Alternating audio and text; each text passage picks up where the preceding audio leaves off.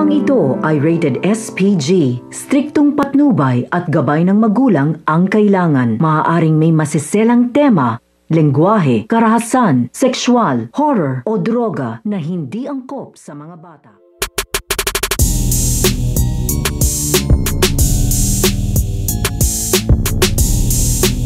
Ang pakikipagtuos nitong Darna dito nga kay Killer Ghost o dito nga kay Alex, dahil hindi nga dito umuupra ang armas nitong ni Brian dito nga kay Killer Ghost, dahil ginagamit nga dito nitong ni Alex ang kanyang kapangyarihan upang maging invisible, ay ito na nga si Darna ang nakikipagtuos dito nga kay Alex. Kaya nga ito nga si Alex ay kakagulat naman dito ang kanyang pakikipaglaban at pakikipagtuos dito nga kay Darna, dahil kahit anong tago nga doon dito at paglusot-lusot nga daw dito nga doon sa mga pader ay nakikita at nahahabol pa rin siya dito nitong ni Darna.